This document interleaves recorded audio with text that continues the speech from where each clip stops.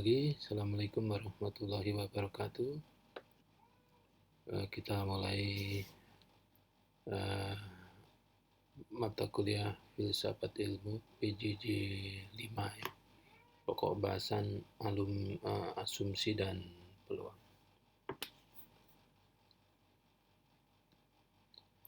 Pastikan Anda mengikuti atau melihat PJJ 4 sebelum mengikuti PJJ 5 ini karena ada hubungannya ya. Tujuan instruksional PJJ 5 ini setelah mengikuti PJJ 5, mahasiswa diharapkan dapat menjelaskan definisi ontologi, ini jadi masih ontologi ya, menyebutkan fenomena alam semesta, menjelaskan definisi asumsi dan definisi probabilitas atau peluang, dapat memahami fenomena alam secara keseluruhan, dan yang terakhir, dapat menjelaskan bagaimana disiplin ilmu dibangun menggunakan ontologi. Kita bahas dulu kesimpulan PJJ 4. Jadi kesimpulannya adalah proses berpikir ini menghasilkan suatu wujud yang nyata, lebih nyata daripada hasil proses berpikir. Ya. Proses berpikir dan hasil proses berpikir dapat digunakan manusia untuk bertahan hidup di dunia. Ini pragmatisnya. Sehingga kesimpulan dari PJJ 4 kemarin, apapun aliran atau mazhab dari metafisika, ya, dari ontologi, ilmu yang dari PJJ 4 ontologi, metafisika adalah kita sebagai manusia ini harus terus berpikir. Jangan pernah berhenti berpikir. Kita masuk ke ontologi, pokok bahasan PJJ 5. Jadi di bumi ini banyak sekali ilmu atau ilmu pengetahuan yang ada ya. Jadi ilmu itu banyak pohonnya. Ada pohon keilmuan. Nanti ibarat ilmu itu juga dapat diibaratkan sebagai suatu pohon ya. Ada pohon ilmu. Ilmu apa misalnya? Ilmu X. Nah, nanti di pohon ilmu X itu nanti ada cabangnya. Ya, asumsinya bukan seperti pohon kelapa ya, tapi pohon yang bercabang. Nanti ada cabang ilmu X, X1, X2, X3, dan seterusnya. Nah, setiap cabang itu ada ranting, X1, X1, 2, dan seterusnya. Dan setiap ujung ranting itu ada daun. Jadi semakin mengerucut, semakin kecil di ujung ya. Contoh ilmu misalnya, ilmu untuk menghilang. Menghilang secara fisik atau non-fisik. Jadi pada saat acara dimulai dia hilang.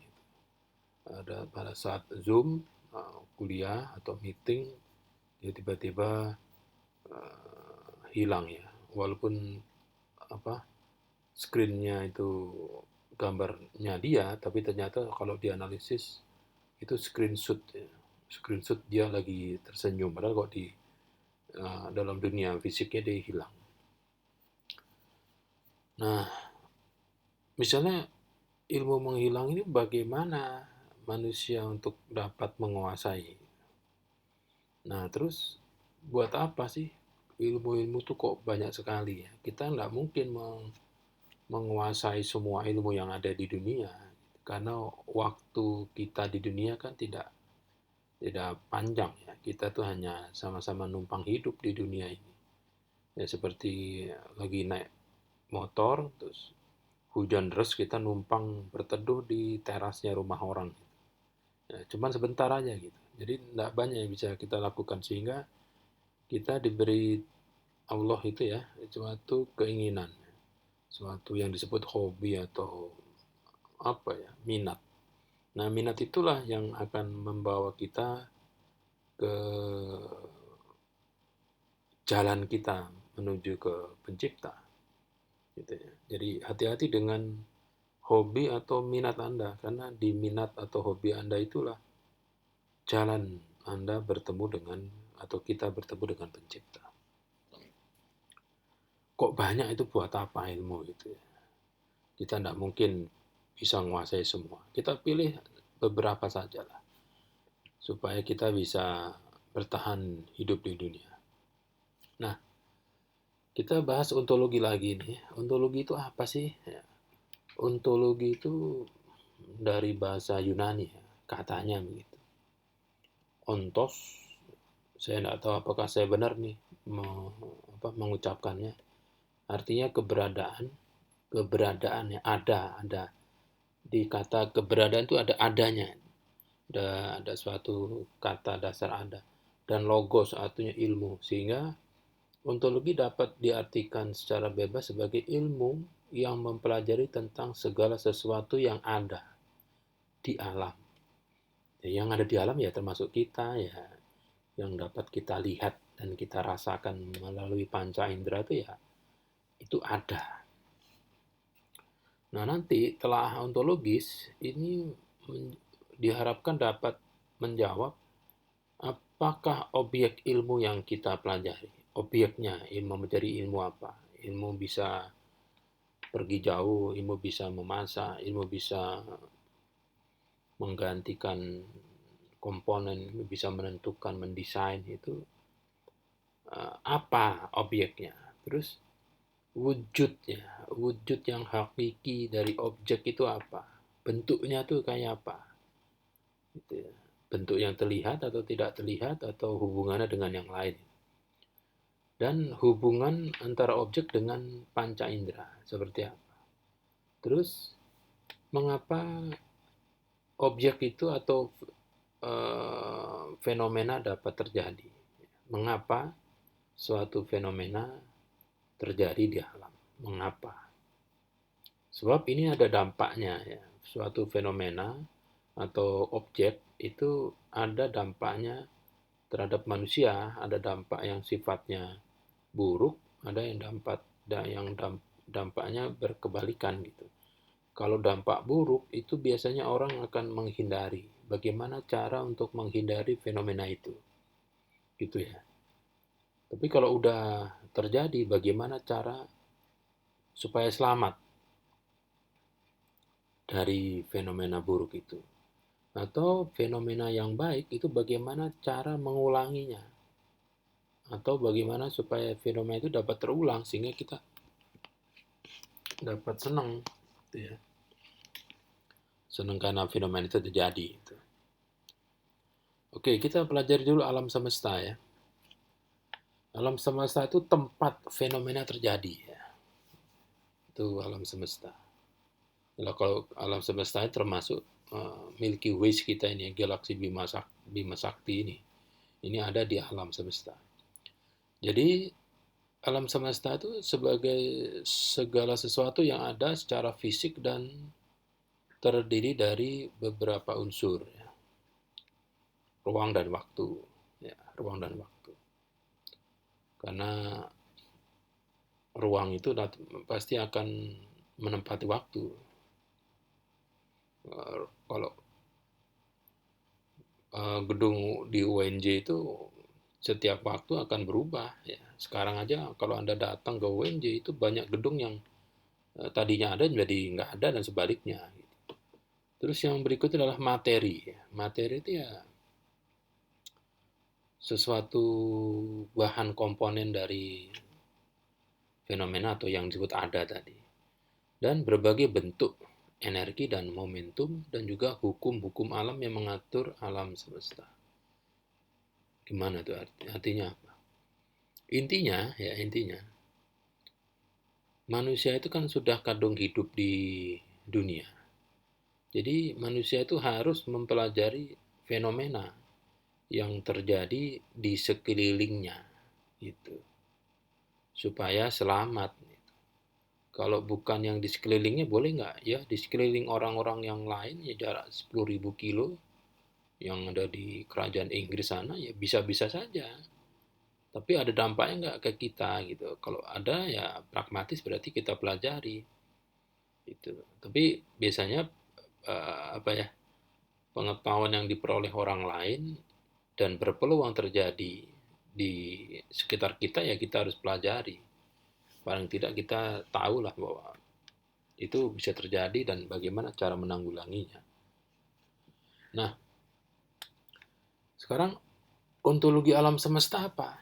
Kalau tadi ontologi adalah ilmu yang mempelajari segala sesuatu yang ada, kalau alam semesta yang tadi itu, sehingga ontologi alam semesta adalah ilmu, ya, ilmu yang mempelajari sesuatu yang ada atau gejalanya, paling tidak gejala-gejalanya saja yang ada di alam semesta. Nah, jadi coba kita lihat ya, di alam semesta itu nanti banyak fenomena, ya, fenomena atau gejala alam. Nah, gejala alam ini eh, ada banyak aliran ya.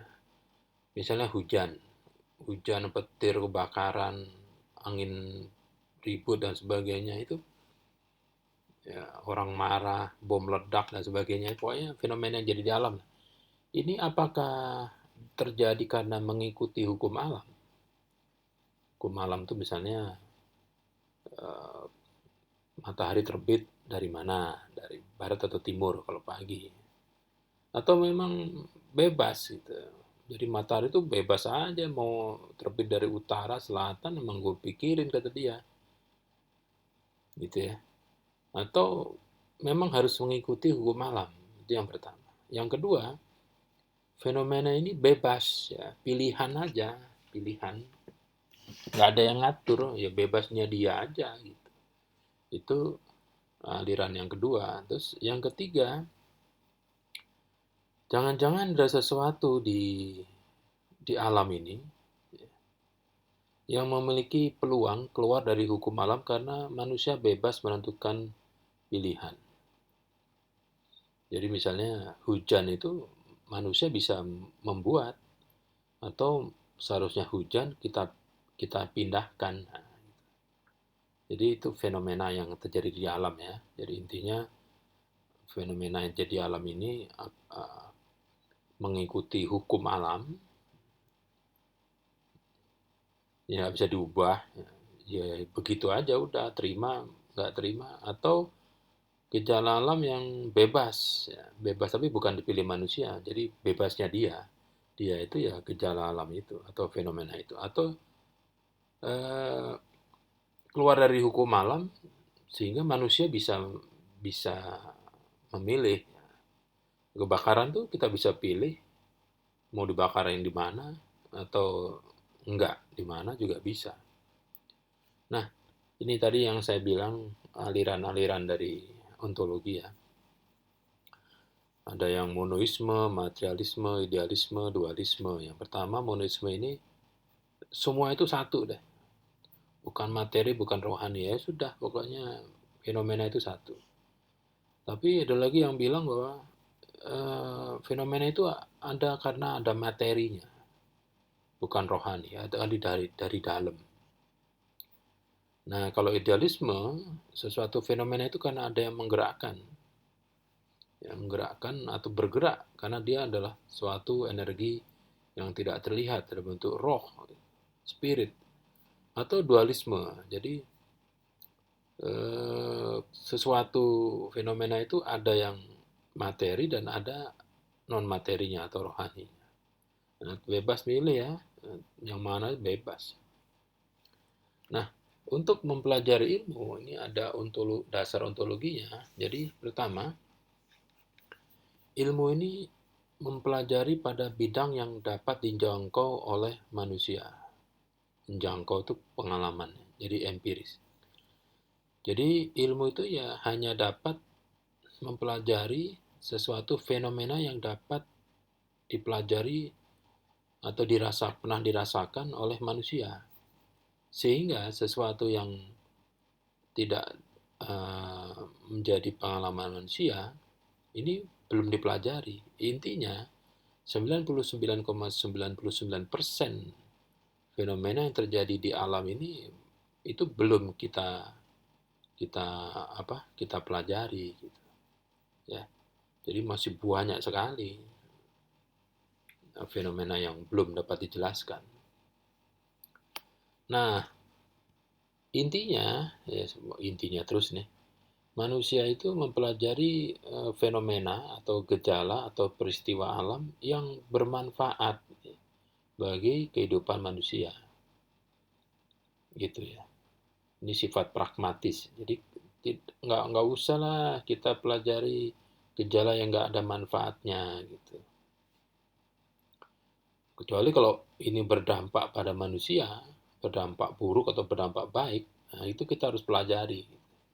Itu pragmatis.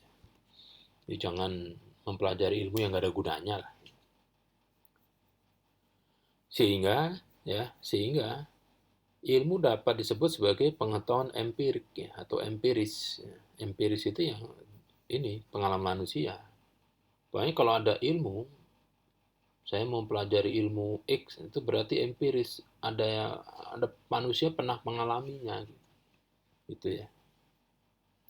Nah, tujuan mempelajari ilmu ini adalah memahami mengapa suatu fenomena di alam itu terjadi. Yang dipelajari itu bukan fenomenanya, tetapi kenapa atau penyebabnya fenomena itu kok bisa muncul, bisa terjadi itu apa? Penyebabnya ya. Kalau dampaknya jelas, dampaknya kan kita rasakan. Ini seperti ini tuh karena apa? Gitu. Karena COVID, pandemi lah. Bukan mempelajari COVID-nya, tapi menjadi penyebabnya itu kenapa, penyebab munculnya itu yang kita pelajari. Jadi kalau Anda menemukan suatu fenomena yang membuat Anda senang atau membuat Anda tidak senang atau jauh dari senang, ya Anda pelajari kenapa kok bisa terjadi gitu ya. Emang terjadi, ya udah terjadi. Kalau yang belum terjadi ya nggak usah dipikirin. Nah, yang berikutnya tujuan ilmu adalah mempelajari masalah, ya, masalah, dan mencari solusi dari masalah supaya selamat. Ini pragmatis yang kedua. Ada masalah berarti ya, kalau dampak buruk, wah masalah ini. Bagaimana supaya kita bisa nggak mendapat masalah, ya kita pelajari. Yang berikutnya adalah tujuan ilmu adalah mendapatkan pengetahuan tentang objek tertentu. Itu ya. Misalnya sekarang ini kan dampak buruk kita ini, kalau kita nganggap dampak buruk ya, itu karena pandemi virus ya, COVID-19. Nah, apa sih virus itu ya? Bagaimana dia bisa berkembang biak? Terus bagaimana siklus berkembang biak itu dapat kita hentikan? Terus, kok ada virus seperti itu buat apa gitu? Apa ada yang buat? Atau karena memang itu hanya peristiwa alam biasa atau kimia fisika biasa gitu. Itu tujuan mendapatkan pengetahuan. Oke. Nah, untuk bisa mendapatkan pengetahuan, ya, manusia itu harus awalnya harus membuat asumsi dulu. Asumsi itu syarat ya, syarat supaya bisa mempelajari suatu pengetahuan, mempelajari suatu objek, mempelajari suatu fenomena. Kita harus mempunyai asumsi. Asumsi itu apa?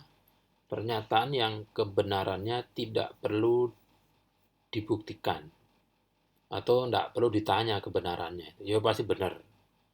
Kok gitu ya namanya asumsi ya. Misalnya, jika saya dapat menyewa jalan tol Jakarta-Malang, jadi ada Jakarta Tol, kalau Anda lihat itu ya ada sistem jalan tol dari Jakarta, pintu masuk Halim, sampai Malang, Jawa Timur itu ada jalan tol. Jadi segmen-segmen itu kalau diteruskan, ada terus nggak keluar tol itu bisa sampai Malang. Nah itu ada sewa gitu. Kok bisa? Jika saya dapat menyewa, maka perjalanan Jakarta-Malang hanya perlu 5 jam. Ya tapi ya nggak bakal ada yang mau nyewa. Kalau ada yang mau nyewa ya nanti hitung-hitungan. 5 jam ini Anda pakai sendiri itu pendapatan mereka berapa. Nah, Anda setara dengan itu yang perlu Anda keluarkan. Terus asumsi dipakai sebagai dasar pinjakan atau landasan. Jadi kalau mau terbang itu kan pesawat adalah landasan. Kalau kucing mau lompat itu kan dasarnya harus kuat. Kalau nggak kuat ya nggak bisa lompat. Dasar dan landasan untuk jawaban atau suatu pertanyaan untuk memahami suatu fenomena. Itu pakai asumsi. Nah, ini digunakan untuk mempelajari suatu fenomena. Itu asumsi ya. Asumsi. Yang contohnya itu. Dulu sebelum teori atau hukum arus yang mengalir pada suatu resistor itu sama dengan tegangan pada resistor dibagi resistor, itu yang membuat hukum Ohm ini membuat asumsi dulu. Jadi asumsinya, jika tegangan dan air mempunyai nilai yang stabil, maka ini benar. Ini syarat. Padahal kita tahu V dan R ini agak mempunyai perlakuan khusus supaya bisa mempunyai nilai yang konstan. Atau kalau Anda main dadu judi koprok gitu, atau kalau Anda lihat di Jatinegara itu di lapak-lapak di bawah trotoar itu ada yang taruhan ya, ada satu dadu dilempar. Kalau bala 6 muncul, Anda dapat sekian. Tergantung Anda masang berapa. Nah, peluang bala 6 muncul saat dadu dilempar itu adalah 1/6. Karena kenapa? Karena sisi dadu itu ada 6. Ya, kalau sisi dadu itu lebih dari 6 ya, lebih dari 6 itu. Nah, supaya dadu itu betul-betul punya sisi 6, maka asumsi dadu itu mempunyai bentuk simetri dengan berat yang seimbang. Nah, kalau simetri berarti ada 6 sisi. Padahal ya agak susah, tapi pabrik dadu itu akan membuat dadunya membentuk simetri dengan berat yang seimbang. Jadi kalau dilempar 1000 kali, itu peluang atau dilempar 6 kali, itu masing-masing keluar itu. Masing-masing keluar. Sisi 1 sampai sisi 6-nya keluar. Tapi kalau ada dadu yang dilempar 1000 kali selalu bala 6 yang keluar, nah itu nggak bisa dipakai. Karena itu bisa dipakai untuk ya Anda mau menipu bisa. Ya misalnya koin ya, koin uang itu kan mempunyai 3 sisi ya. Sisi angka, sisi gambar, dan sisi tengahnya itu. Tapi tengah kan peluang terjadi kalau kita melempar melempar koin uang logam ke lantai, itu peluang berdiri tegak itu kan peluangnya 1/1.000.000 kan. Sehingga secara statistik akan lebih sering muncul yang sisi uang nilainya sama atau gambarnya. Tapi kalau Anda punya koin yang dua sisinya itu gambar, misalnya gambar gambar suatu pahlawan Indonesia gitu, misalnya Jenderal Sudirman itu, dua sisinya itu ternyata Jenderal Sudirman. Ya entah Anda memang pesan ke itu ya peruri, atau memang peruri salah ngembos itu uang, itu nanti akan mempunyai peluang satu muncul gambar Jenderal Sudirman kalau dilempar 1000 kali. Nah itu bisa Anda pakai untuk main judi. Ayo, mau pilih mana? Gambar atau uang? Dengan asumsi yang main itu ya, lawan Anda itu namanya koin pasti punya dua sisi yang berbeda. Dia milih nominal, Anda milih gambar. Anda lempar berapa kali ya pasti gambar yang muncul. Itu asumsi. Misalnya yang berikutnya, rencana makan siang di Terasmart FT ini berdasarkan asumsi Terasmart buka nanti siang. Lalu sekarang tutup, nggak bakal buka. Gitu. Atau jika curah hujan di puncak Bogor itu mempunyai nilai 800 mm, maka Kampung Melayu akan benar-benar Melayu. akan betul-betul tenggelam. 800 mili. Normal itu kan tertinggi itu 300 sampai 500, ini 800, bayangkan kayak apa itu. Tapi kan jika ya, jika. Tapi orang tidak akan bertanya itu. Itu namanya asumsi. Sering-seringlah Anda membuat asumsi. Jika besok saya lulus, ya, jika besok begini, juga begono, dan terusnya. Nah, objek yang kita rasakan itu juga bisa diasumsikan. Jadi objek-objek tertentu itu mempunyai keserupaan sama satu dengan yang lain. Jadi misalnya lampu merah itu ya diasumsikan sama di tempat manapun di belahan dunia, selama ada traffic light itu pasti sama bentuknya, strukturnya, sifatnya gitu. Nah, sehingga kalau habis merah terus hijau, wah itu Anda jadi kepotokan ngerem. Kan biasanya kalau habis merah itu nggak langsung hijau ya. Merah, kuning, hijau. Coba Anda pelajari ya. Habis merah itu langsung hijau atau pakai kuning. Terus kalau habis hijau itu langsung merah atau pakai kuning. Nah, ada suatu negara yang eh, habis merah tuh langsung hijau. Tapi ada juga yang tidak. Jadi habis merah kuning dulu baru hijau. Tapi dari lampu traffic light hijau itu ada yang langsung merah, ada yang kuning dulu. Ada yang nggak pakai, jadi kuning semua terus atau merah terus atau hijau terus. Yang berikutnya, suatu benda tidak mengalami perubahan dalam jangka waktu tertentu. Itu asumsinya. Jadi namanya hujan ya sudah dulu begitu. Hujan itu air turun dari langit ke bumi dan bukan sebaliknya. Tiap fenomena yang terjadi di alam bukan merupakan suatu kejadian yang bersifat kebetulan. Itu asumsi. Jadi hujan itu bukan suatu kejadian bersifat kebetulan. Bukan kebenaran ya. Ada tabel kebenaran, ada tabel kebetulan. Kalau kebenaran itu artinya ya mengacu ke tabel digital ya. Tapi kalau tabel kebetulan ya kebetulan aja benar gitu. Jadi beda. Nah, ini ya. Tiap gejala mempunyai pola-pola tertentu yang bersifat tetap dengan urut-urutan kejadian yang sama.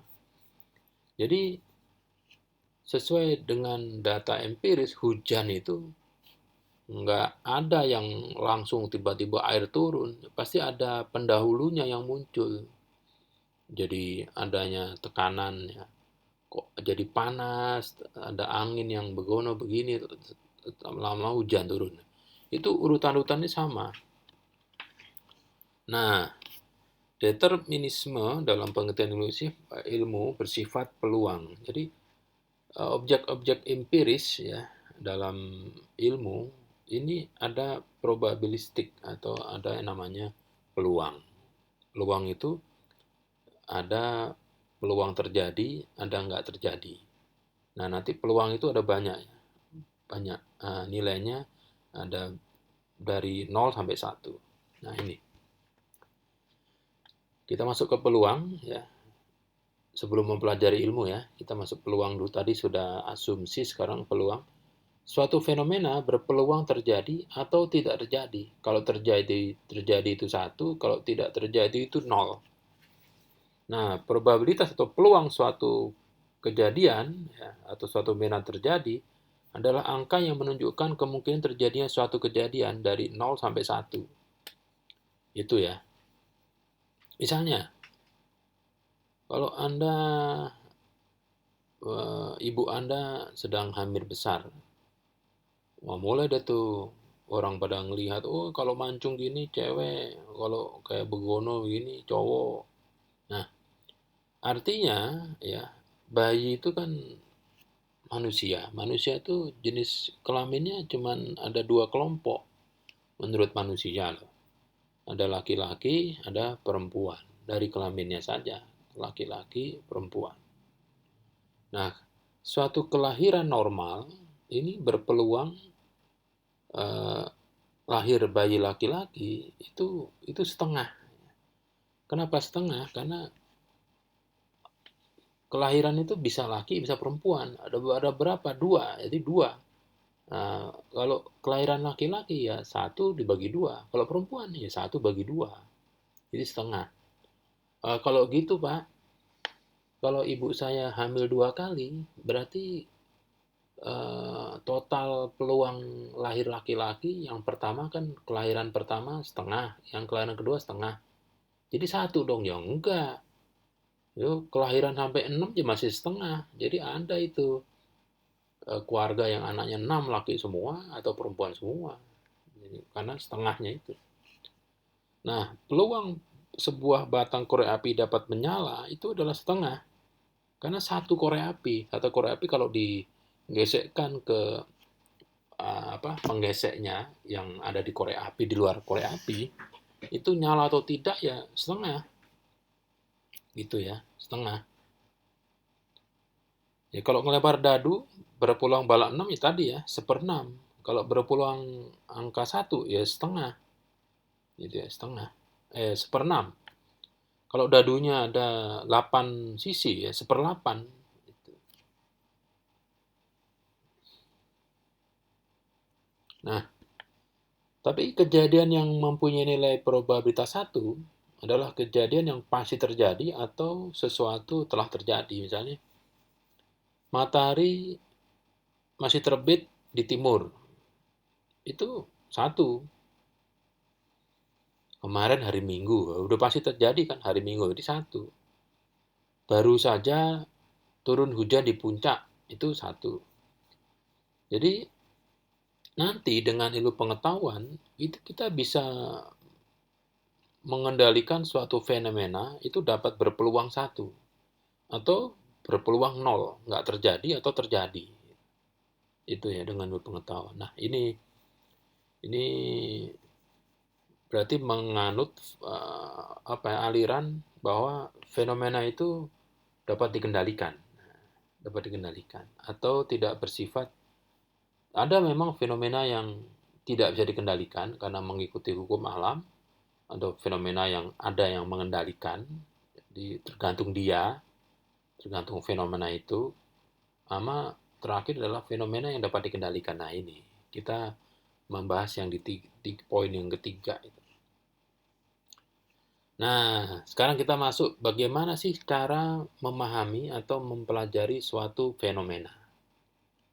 Ini ya, bagaimana cara. Cara itu teknik untuk mempelajari suatu fenomena. Yang pertama, kita harus membuat suatu andaian atau asumsi.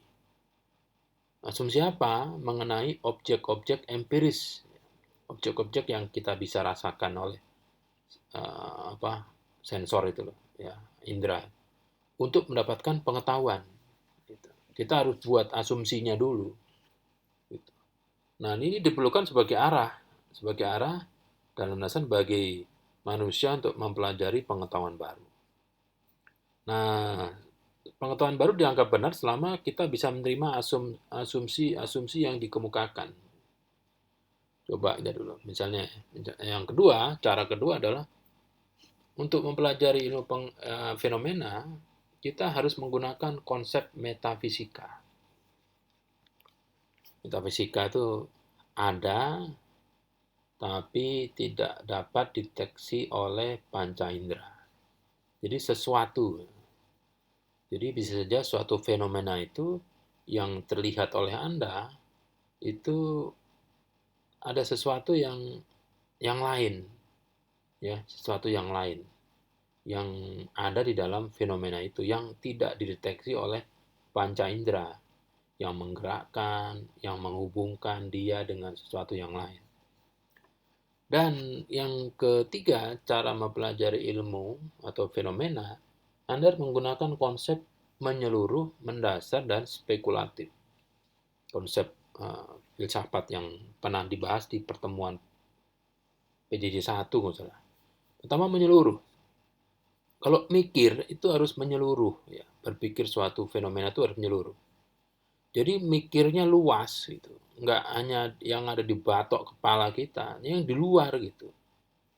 Berpikir out of the box, apa itu? Berpikir di luar box, di luar yang dipikirkan oleh manusia. Kira-kira apakah ada sesuatu yang lain yang nggak kita pikirkan gitu. Jadi jangan mikir cuman perspektif Anda gitu ya. Jadi berpikirlah menggunakan perspektif yang lain ya, menggunakan perspektif yang lain atau cara pandang yang lain. Jadi banyak, jadi Anda akan luas. Terus coba dicari ya, fenomena ini apakah ada hubungannya dengan fenomena-fenomena lain yang sudah Anda pelajari, atau ada hubungannya, atau ini jangan-jangan saudaranya, atau satu satu jenis, atau ini berlawanan jenis. Ini musuhnya fenomena yang dulu, nah, misalkan seperti itu. Terus mendasar, tadi sudah menyeluruh mendasar. Proses berpikir ini sampai mendapatkan hasil ya, yang fundamental dari objek yang kita pelajari. Jadi kalau berpikir sampai intinya, ya, sampai intinya, jangan kulitnya, ya, sampai intinya. Oh, ternyata hujan itu intinya hanya begini.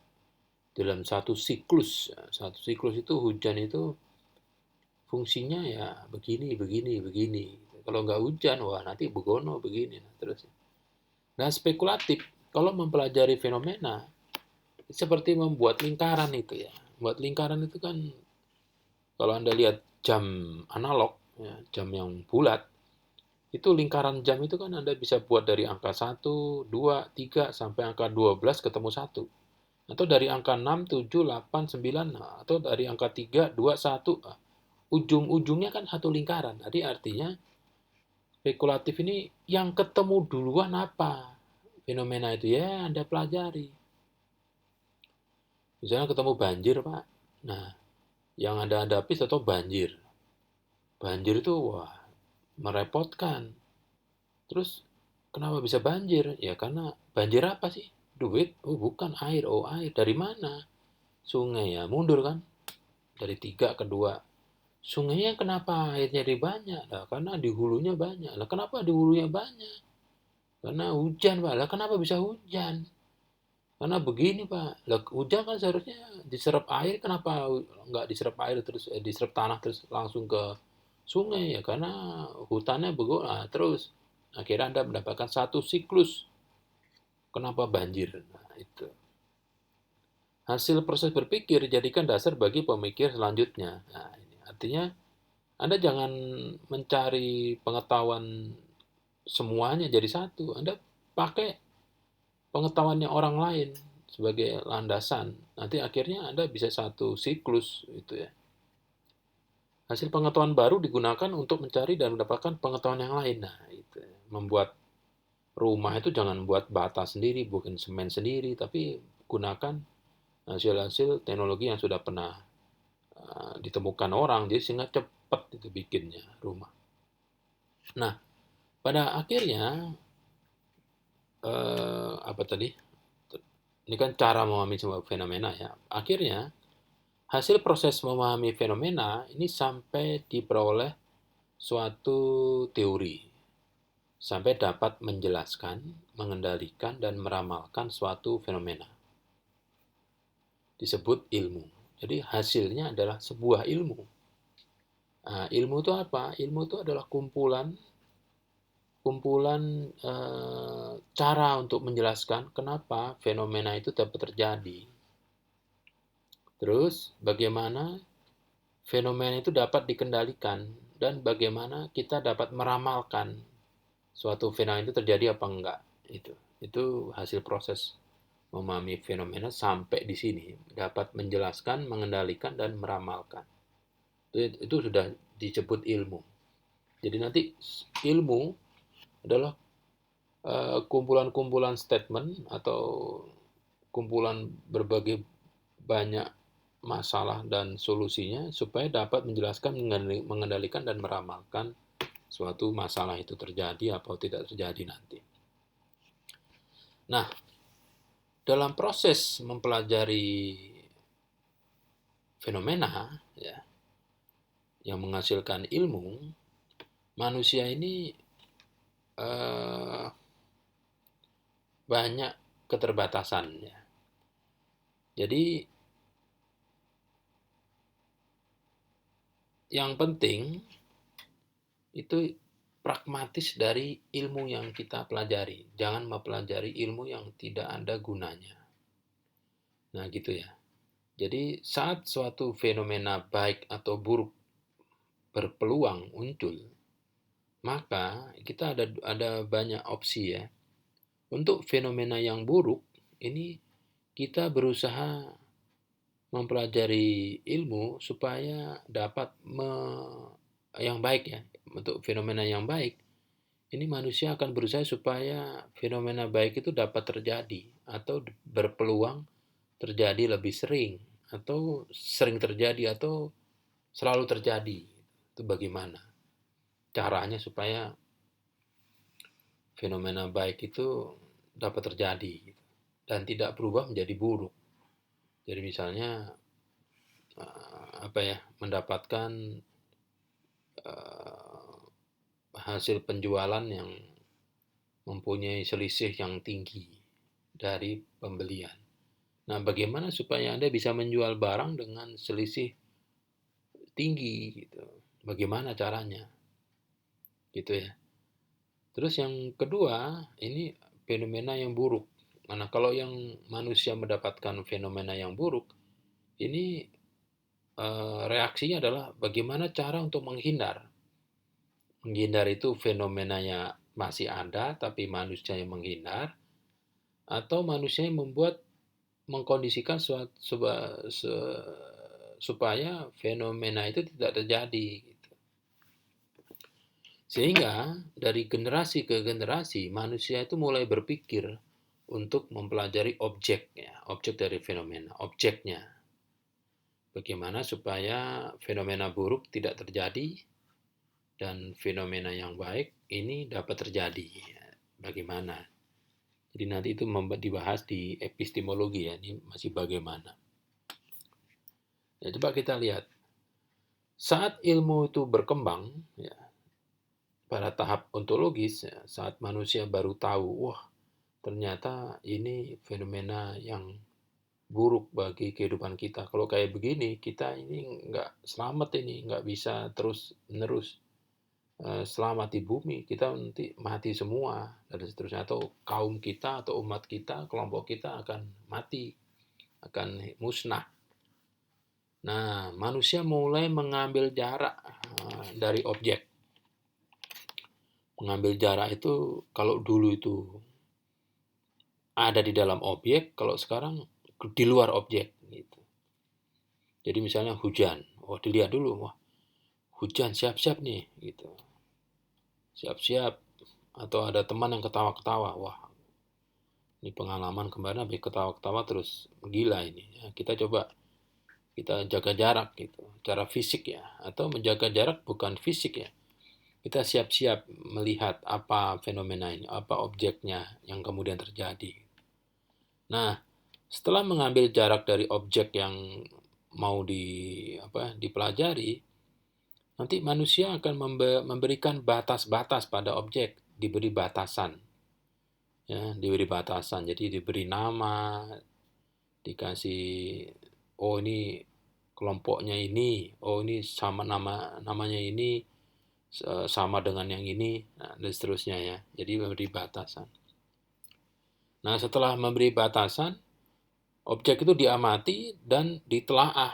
Ditelaah itu dipelajari secara mendalam, ya, secara mendalam sampai mendapatkan intinya. Nah, ini saat manusia mencari cara, jadi begitu tahu objeknya, terus bagaimana caranya supaya bisa menghindar dari objek itu, atau supaya objek itu tidak terjadi, atau kalau terjadi kita nggak apa-apa, kita nggak masalah. Jadi manusia itu mulai menentukan batas-batas eksistensi masalah. Masalahnya di mana sih munculnya, masalahnya apa aja. Misalnya kalau hujan itu berpeluang 14 masalah. Kalau kena flu berpeluang 17 masalah. Nah, sekarang masalah-masalah itu apa? Wujudnya apa? Ditelaah lagi. Nah, nanti kita mencari jawaban-jawaban yang berpeluang untuk menyelesaikan setiap masalah-masalah yang muncul saat suatu fenomena terjadi. Jadi, suatu fenomena itu terjadi, nah itu nanti dampaknya, kalau yang baik nggak usah kita pikirin ya, yang buruk dulu. Ada 17 masalah yang buruk yang bakal kita terima. Nah, 17 itu apa aja? Satu ini, dua ini. Nah, kita telaah itu supaya kita mencari solusi setiap masalah itu. Jadi kalau 17 masalah, ada 17 jawaban. Nah, gitu ya. Tetapi untuk menjawab semua masalah-masalah yang muncul saat suatu fenomena terjadi di alam, ini juga ada batasannya. Jadi ilmu membatasi masalah yang terdapat pada ruang jangkauan pengalaman manusia. Jadi manusia ini kan empiriknya atau kumpulan pengetahuan pengalamannya itu kan ya sampai sekarang ini gitu ya. Itu ada ditulis di Khasanah Pengetahuan Ilmiah. Jadi kalau ada suatu masalah baru dan belum ada di Khasanah Pengetahuan Ilmiah atau misalnya ada penyakit yang baru, wah manusia resah. Karena apa? Nggak ada nih. Kita baru dapat penyakit yang kayak begini, kayak COVID itu. Wah ini belum ada. Nah mereka dituntut untuk mempelajari sehingga mendapatkan solusi, sehingga solusi nanti menjadi suatu ilmu yang baru. Jadi ilmu berfungsi membantu menanggulangi masalah-masalah yang dihadapi manusia. Nah, masalah di hari akhir itu tidak perlu dicari jawabannya. Jadi tanya aja ke agama. Jadi agama yang dapat menjawab masalah-masalah yang kemungkinan atau berpeluang terjadi di hari akhir, yaitu agama yang menurut Anda baik, ya Anda bilang ini agama saya. Nah, apakah agama yang Anda anut itu atau kita anut ini bisa menjawab? Nah, itu urusan Anda. Sebuah ilmu itu unik ya. Unik itu artinya berbeda dengan ilmu yang lain. Dan terus berkembang. Ilmu itu tidak berhenti walaupun sudah diperoleh jawaban suatu masalah, itu tidak berhenti tapi berkembang. Berkembang bagaimana sih maksudnya berkembang? Berkembang itu manusia terus mempelajari dan menguji apakah ilmunya itu masih benar. Gitu ya, masih benar nggak ilmunya gitu. Jadi misalnya kalau dulu itu manusia itu terdeteksi ada cairan yang digunakan untuk membawa nutrisi dan lain-lain, enzim ke seluruh tubuh, seluruh sel dalam tubuh melalui pembuluh. Namanya darah. Darah itu ternyata di kelompok manusia yang ada di bumi itu ada 4 jenis darah. Darah A, darah B, darah AB, dan darah O. Ya, gitu. Nah, ternyata di kemudian ya, ilmunya berkembang. Darah setiap macam 4 jenis darah itu ada resus positif, ada resus negatif, RH positif, RH negatif. Gitu ya. Jadi kalau ada golongan darah yang dulu nih, zaman old, kalau ada orang golongan darah A terus memerlukan darah karena satu lain hal, maka dia bisa ditransfusi dengan darah O. Itu. Misalnya orang darah B kurang dikasih O bisa, zaman dulu. Darah AB dikasih O bisa. Tapi ternyata dia hanya bisa berlaku di Amerika, di Asia pada mati semua tuh. Oh, ternyata berkembang. Sekarang itu kalau orang darah A ya dikasih A, B dikasih B, AB dikasih AB, darah O dikasih darah O. Nah, secara statistik ya darah AB resus negatif itu sangat sedikit di dunia. Jadi ada 1% manusia yang punya golongan darah AB resus negatif. Nah, sehingga orang yang kalau Anda punya golongan darah AB resus negatif, Anda di tangan kiri Anda ada penengnya. Ada peneng itu, jadi kalau Anda nanti ada sesuatu hal terjadi sehingga Anda perlu transfusi darah, itu Anda ada penengnya. Oh, ini penengnya menghubungi ini. Jadi ada kelompok orang yang sama-sama mempunyai golongan darah AB negatif, resus negatif, sehingga saling membantu, gitu ya. Terus dulu susunan atom itu proton, neutron, ya hanya ada 2. Sekarang ada quark, ya quark ada di 3, proton, neutron, dan quark. Tapi quark juga masih belum terlalu dalam itu. Buat apa? Kok ada di situ? Ngapain dia? Jadi gitu ya. Nah, ilmu yang ada di dunia itu dapat dikelompokkan dalam pohon-pohon ilmu. Nah, setiap pohon ilmu nanti ada cabang-cabangnya. Nah, ada 2 kelompok ilmu yang berkembang dari zaman old sampai zaman now. Ini adalah filsafat alam. Ya, filsafat alam. Anda tahu filsafat kan kemarin apa definisinya? Ilmu yang mempelajari ilmu alam dan filsafat moral. Nah, filsafat alam ini mengacu ke sekeliling manusia. Jadi rumpun-rumpunnya tuh rumpun ilmu-ilmu alam dan ilmu hayat. Nah, kalau manusia, di dalam manusia, bukan fisik ya, tapi yang pikirkan, ini termasuk ilmu-ilmu sosial. Bagaimana cara manusia berhubungan dengan sesamanya, dengan sesama makhluk yang lain. Nah, ilmu-ilmu sosial yang tadi ini berkembang menjadi antropologi, psikologi, ekonomi, sosiologi, ilmu politik. Oh, banyak sekali pecahannya tuh. Dan selain ilmu-ilmu sosial dan ilmu-ilmu alam, ya, yang tadi ini, ilmu alam, hayat, sama ilmu sosial, itu ada humaniora dan matematika. Humaniora ini termasuk seni, filsafat, agama, bahasa, dan sejarah. Ya, gitu. Jadi kalau ada prodi sejarah, ini tidak mungkin kumpul di sini, gitu. Seharusnya. Nah, matematik ini juga nggak mau gabung. Saya beda dengan ilmu sosial, ilmu alam, humaniora. Saya itu matematik, beda. Sehingga maunya sendirian. Coba Anda saat ini bingung kan? Atau bisa menjawab pertanyaan, kenapa ada fakultas namanya Fakultas Matematika dan Ilmu Pengetahuan Alam, Fakultas Seni, ya kan? Fakultas Filsafat, Agama, Sejarah, Bahasa, jadi Fakultas Matematika dan apa? Ilmu Pengetahuan Alam, MIPA, nah, misalnya FMIPA,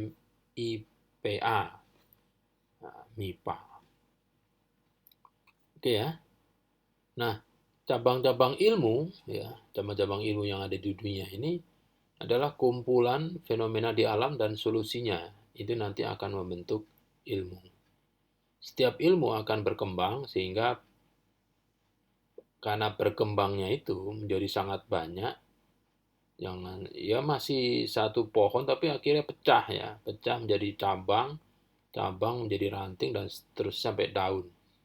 Sehingga ilmu itu semakin spesifik, semakin mengerucut. Misalnya kalau kedokteran itu kalau kita sakit itu kan ke dokter ya, dokter umum. Kalau dokter umum sudah bingung sakit apa ini, coba saya rujuk ke dokter spesialis, gitu. Spesialis penyakit dalam misalnya. Penyakit dalam itu sudah 400.000 ya konsultasi. Diperiksa-periksa juga pusing juga. Oh ini anu ya, kayak empedu ya. Oh saya penyakit dalam semua ngerti, tapi kalau udah empedu spesifik ini saya nggak paham ini dalam hati. Anda saya lempar ke subspesialis empedu. Wah, udah 800.000 itu subspesialis. Ujung-ujungnya di kantong empedunya banyak batu. Jadi mesti dibedah, diangkat kantongnya. Jadi masuk lagi ke dokter spesialis bedah empedu. Waduh. Sub spesialis 1.200.000. Nah, itu. Nah, yang sangat-sangat sub spesialis itu kan sama dengan daun, ya. Maka orang-orang yang bekerja di bidang yang sangat spesifik dan sangat sempit ini akan bego di tempat lain, gitu. Kenapa bego? Ya, bego di tempat lain hanya bisa di situ aja, gitu. Ya, hanya bisa di situ aja.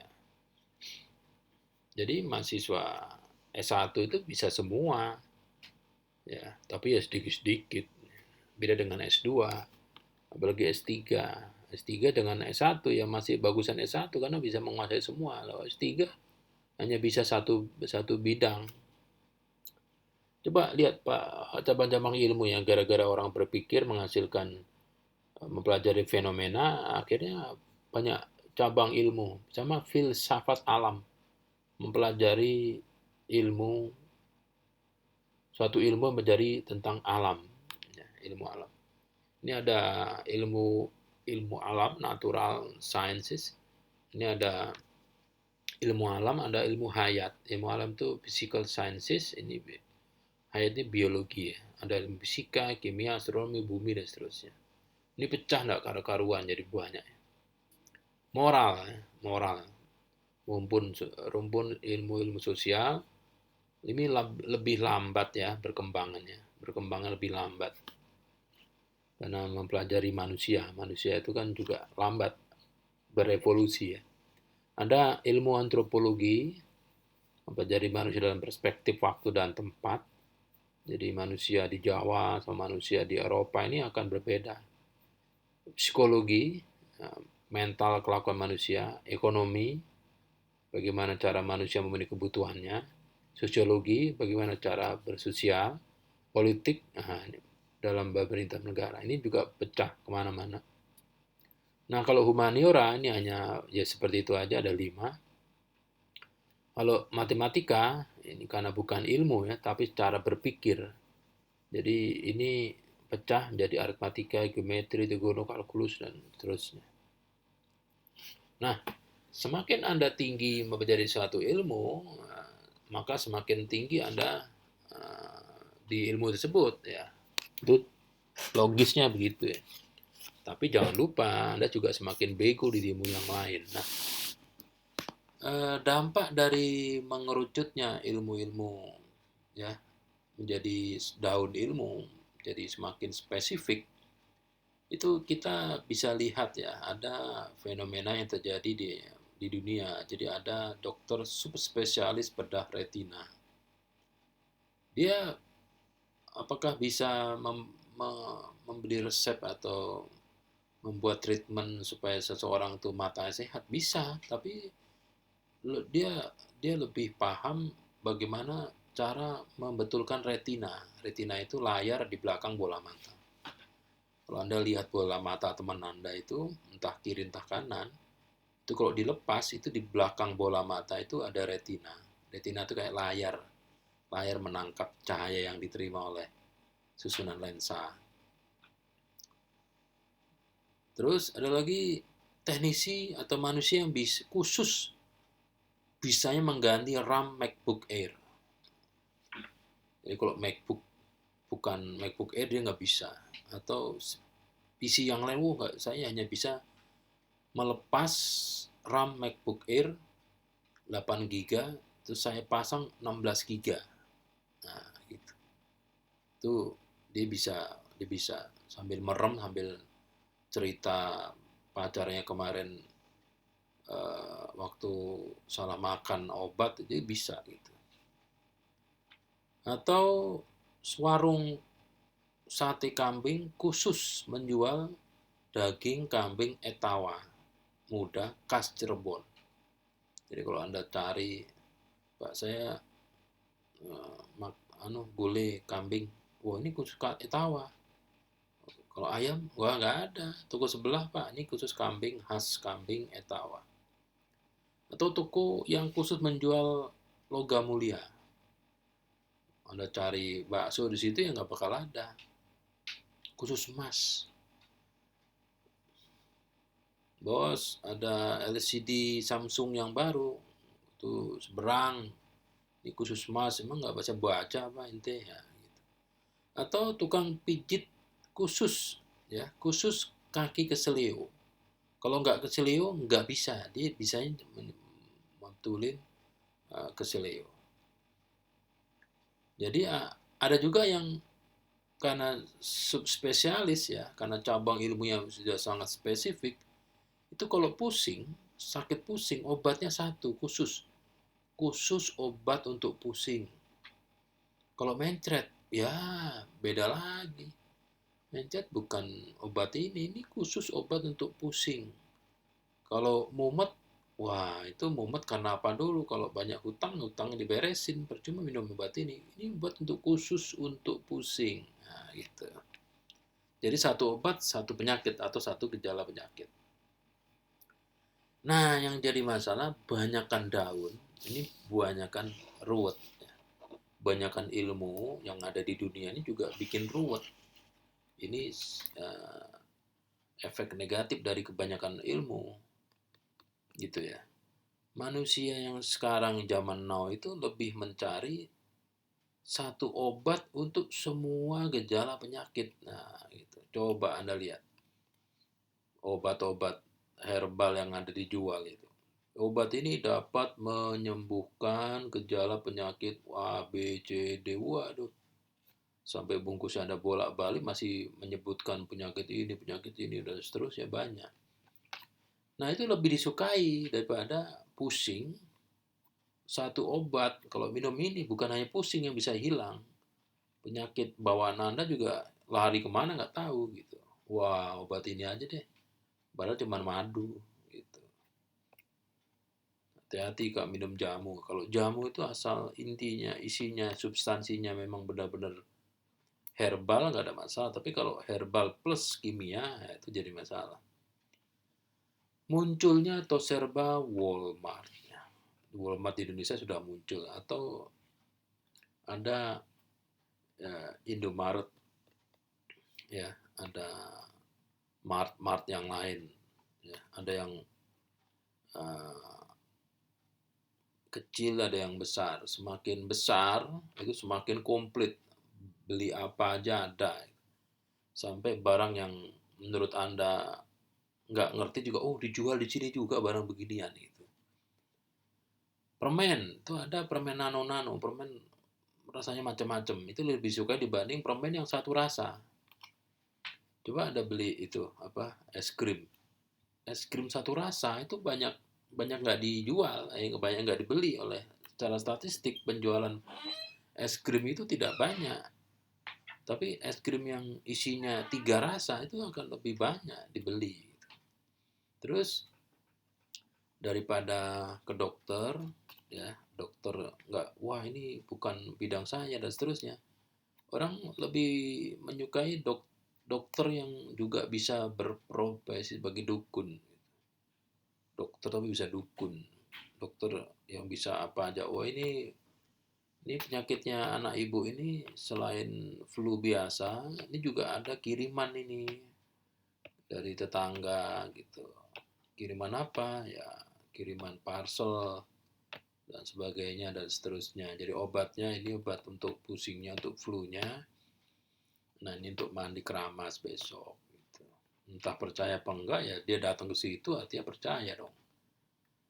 Dan di bidang kita, teknik elektronika, kita lebih menyukai satu alat ukur yang isinya multitester. Wah, segede tas ekolaknya, tas kulit segede gaban gitu, ini bisa 1000 alat ukur. Wah, ya, multitester dan multimeter ya, itu kan sama-sama ya. Yang satu bisa multimeter meter, meter ini meter itu, yang satu multi ngetes ya. Jadi mahasiswa atau dosen atau karyawan itu lebih suka multitester dibanding satu tester. Wah, kalau satu tester, wah butuh berapa nih gitu ya. Mending lebih multitester. Nah, itu kontradiktifnya ya. Gitu. Nah, kita simpulkan ontologi ilmu ya. Ilmu ini nanti akan membuat generalisasi. Jadi generalisasi itu kesimpulan yang bersifat umum ya. Kebenarannya bersifat umum. Dapat dijustifikasi secara umum sebagai keabsahan hasil berpikir atau penyelidikan. Nah, kebenaran dari hasil generalisasi suatu ilmu ini tidak mutlak ya, tidak mutlak. Beda dengan agama. Kalau agama kan kebenarannya yang hakiki. Nah, kebenaran hasil generalisasi suatu ilmu ini perlu diuji gitu ya, perlu diuji, diuji ya. Kapan ujinya? Diuji setiap saat gitu. Diuji apakah kebenarannya itu masih ada, tambah kuat atau sudah luntur gitu. Jadi misalnya obat pusing ya, obat pusing ada minum obat misalnya apa Neozep gitu, atau Fludane, atau Fludane malah untuk flu ya, Neozep Forte atau apa Panadol atau apa. Nah ini obat-obat itu harus diuji terus, diuji oleh lah yang beli itu kan yang uji secara secara apa namanya ikhlas kan. Nah nanti pada suatu saat orang pusing, definisi pusing itu terpenuhi, tapi minum obat tertentu itu tidak hilang pusingnya atau gejalanya tidak berubah. Nah berarti pada saat itu terjadi suatu kebenaran yang luntur. Jadi obat ini sudah tidak bisa nih dipakai untuk menghilangkan pusing manusia. Dicoba manusia di sampel seluruh dunia ternyata nggak bisa, ya selesai. Berarti manusia sudah berevolusi, pusingnya itu sudah pinter, gitu. Bisa jadi DDT ya, ada obat-obat yang untuk suatu bakteri patogen apapun itu nggak boleh terlalu sering dipakai, gitu. Nanti patogennya akan dapat selamat, dia juga mencari selamat sehingga dia bermutasi sehingga tidak tidak jadi dia menjadi kebal gitu, tidak tidak mati karena dapat antinya ya. Hasil suatu proses berpikir adalah ilmu yang mempunyai kebenaran. Nah, tiap ilmu akan membuat generalisasi. Nah, ini udah tadi ya. Oke. Kebenaran suatu ilmu perlu selalu dibuktikan untuk mendapatkan kemungkinan terdapat kebenaran yang baru. Yang tadi ya, darah O dikasih O, ya, dan seterusnya ya.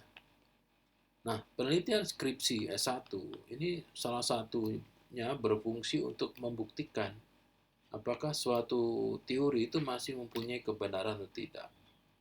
Jadi kalau Anda membuat skripsi itu intinya adalah membuktikan suatu ilmu pengetahuan, suatu teori, apakah masih benar apa enggak. Ya seperti halnya lintasan yang Anda pakai, yang Anda pilih untuk dapat dapat membuat Anda bisa berada di kampus. Dari rumah Anda ke kampus itu kan banyak lintasan.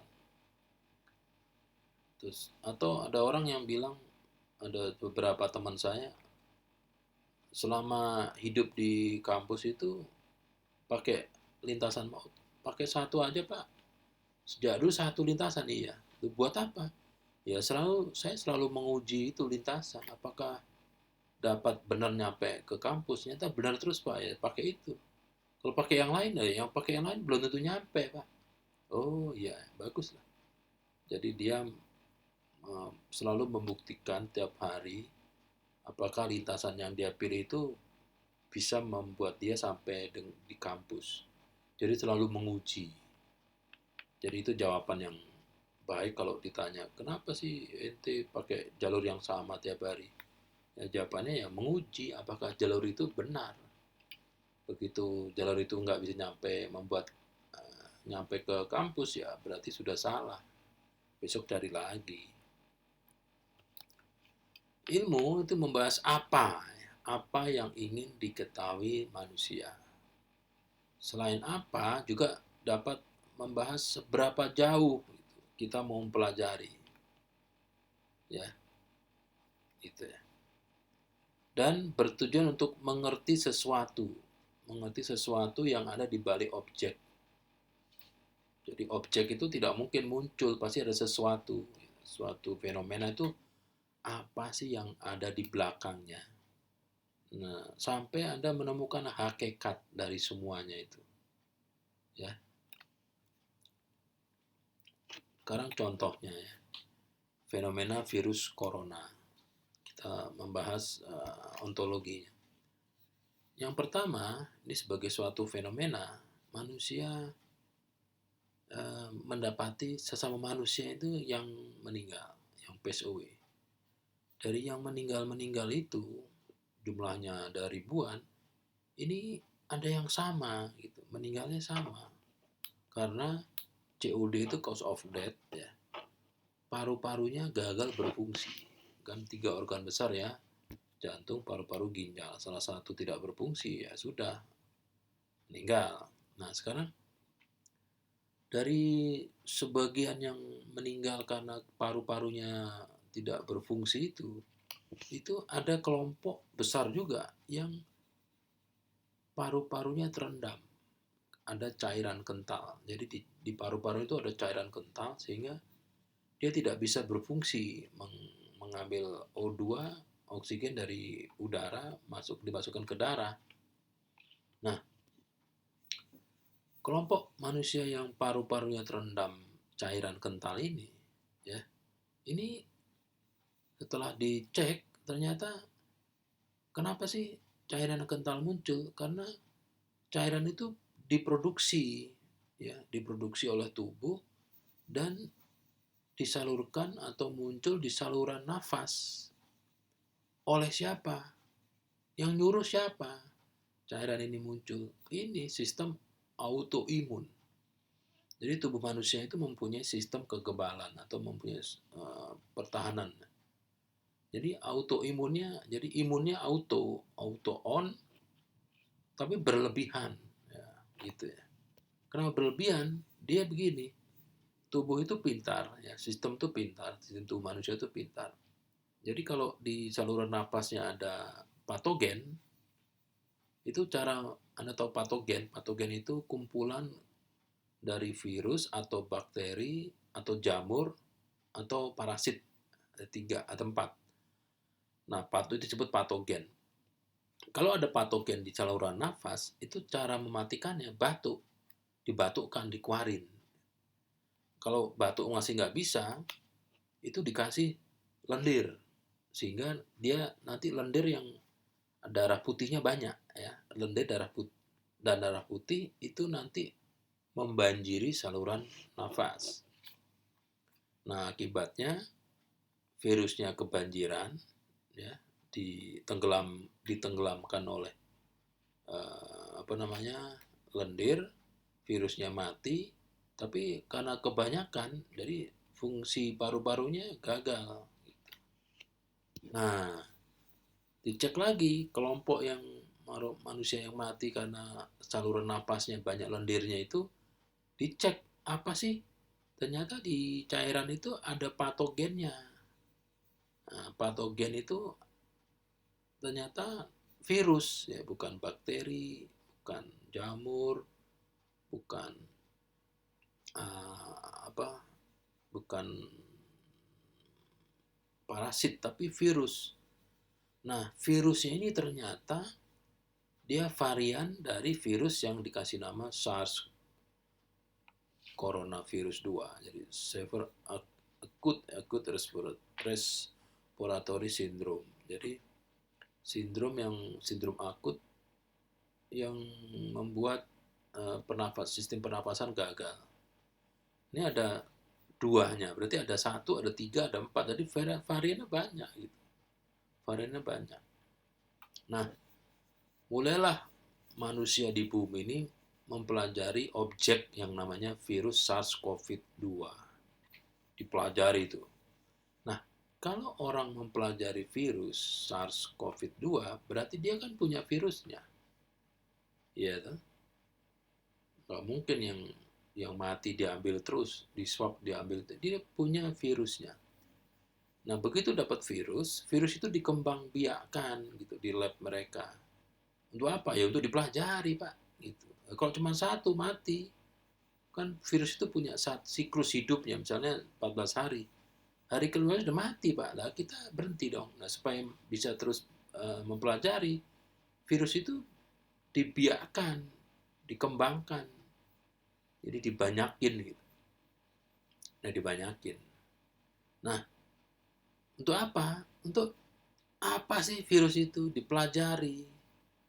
Dipelajari lu tuh makannya gimana lu? Cara berkomunikasi sama temen lu, sama mak lu, sama bapak lu gimana? Lu kawin apa enggak lu? Makanan lu apa? Lu senang tinggal di mana lu? Lu matinya gimana? Nah gitu. Jadi apa itu virus? Cara hidupnya tuh kayak apa gitu? Kayak apa hidupnya? Makannya gimana? Gitu. Satu siklus virus itu dari mulai siklusnya itu hidup sampai dia mati itu bagaimana siklus utuh. Nah, ternyata virus SARS-CoV-2 itu seperti virus yang lain itu dapat berkembang. Berkembang itu ada 3 ya. Dia bisa memecah diri.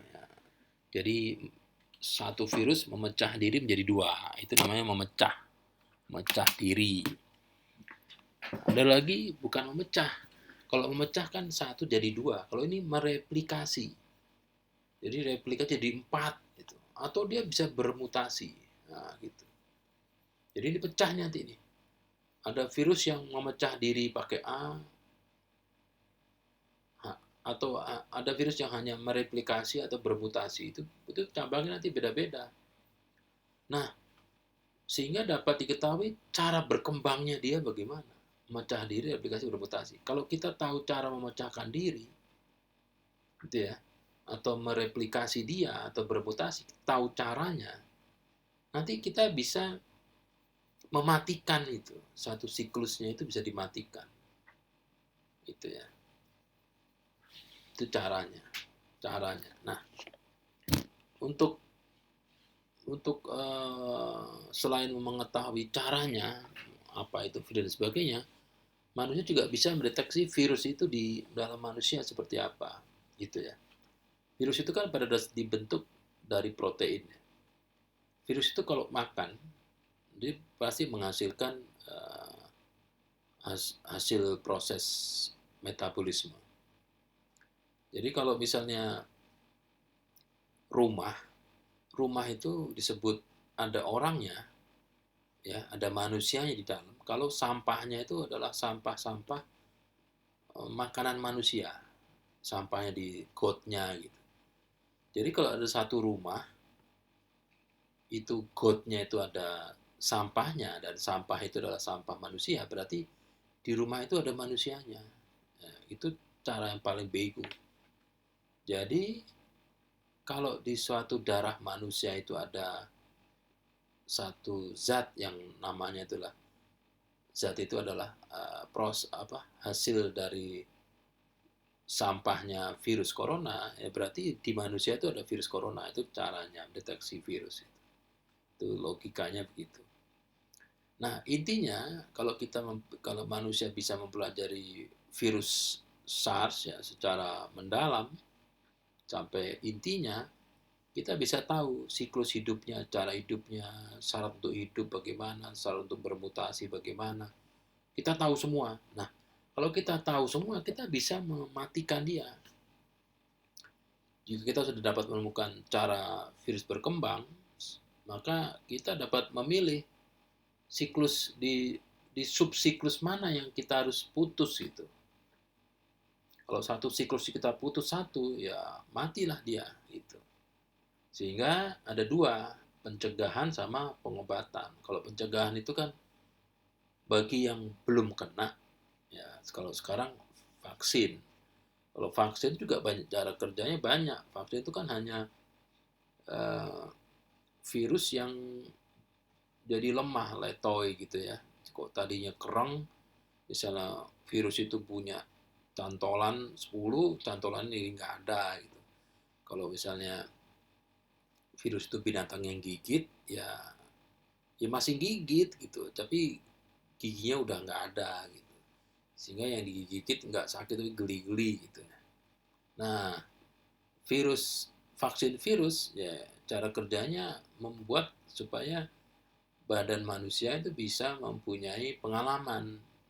Jadi kan imun manusia kan punya sistem autoimun. Begitu masukkan virus, oh virus kayak gini, wah kita pukulin, wah tung tang tung, ya, dia mereka menang.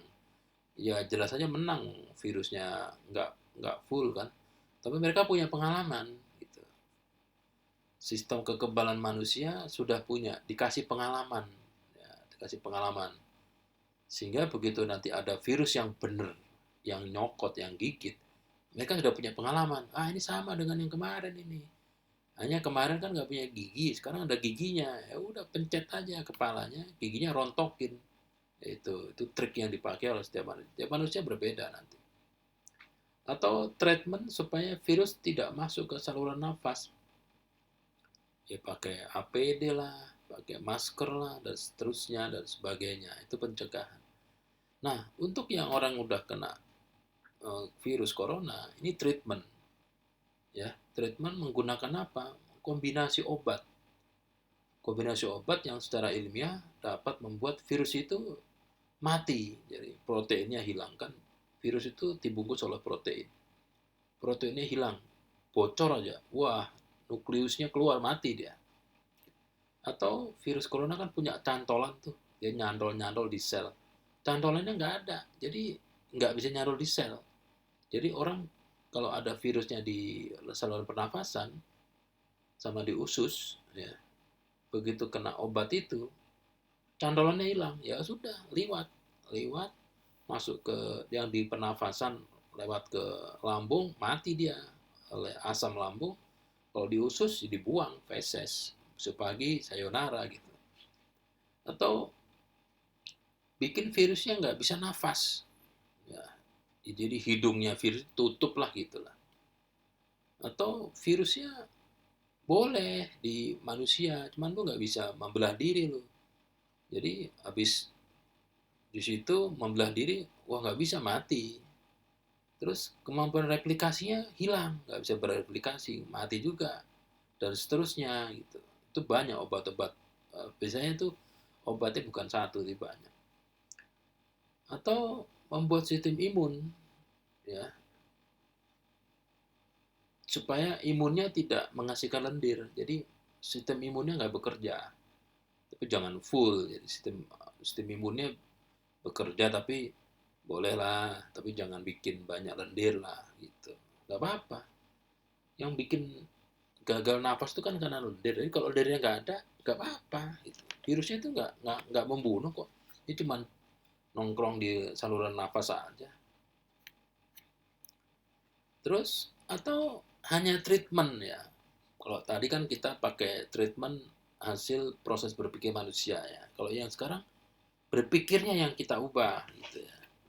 Jadi ada teori ya, teori yang masih belum dibuktikan ya. Jadi kalau kita selalu senyum, selalu ketawa, selalu happy, itu membuat imun kita, bukan autoimun ya, imun kita jadi lebih tinggi. Jadi intinya nanti ahli-ahli yang sedang mempelajari virus corona itu dapat menjawab mengapa virus itu muncul. Kok muncul, kenapa sih? Emang dari dulu nggak ada? Jangan-jangan dulu udah ada virus itu. Tapi karena mobilitas manusia rendah, maka dampaknya juga hanya satu lokal aja mati. Gitu ya. Atau lama gitu. Atau ini adalah konspirasi dari The Watcher Society yang ingin supaya manusia itu di bumi itu jangan kebanyakan kayak sekarang gitu. Ya, supaya bersih kita kasih virus itu, nah, gitu. Misalkan itu kan perlu dicari jawabannya. Atau virus corona itu hanya suatu fenomena alam yang berpeluang terjadi, tapi sekarang terjadi beneran gitu. Ya, bisa aja. Nah, pada intinya akhirnya akan muncul suatu cabang ilmu yang mempelajari virus corona. Jadi seperti itu ya. Nah, daftar pustaka ini masih menggunakan buku Filsafat Ilmu, sebuah pengantar populer ditulis oleh Yuyun S. Surya Sumantri, Pustaka Sinar Harapan cetakan ke-32. Dan beberapa sumber literatur dari internet ya. Anda cari sendiri yang lebih pintar Anda dibanding saya. Tugas PJJ 5 hanya 2, tuliskan minimal 2 fenomena. Jadi fenomena yang baik dan fenomena yang buruk yang berpeluang terjadi di alam. Cari aja. Misalnya yang baik itu apa?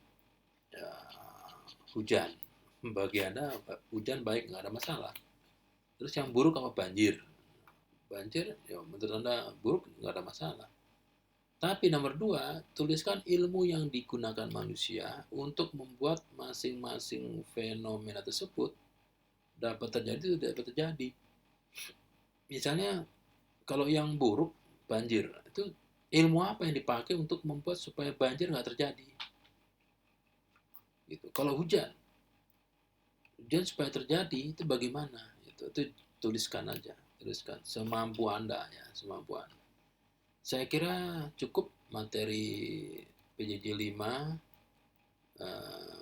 Nanti insya Allah kita ketemu lagi di PJJ 6 ya. Sampai di sini, selamat pagi. Assalamualaikum warahmatullahi wabarakatuh.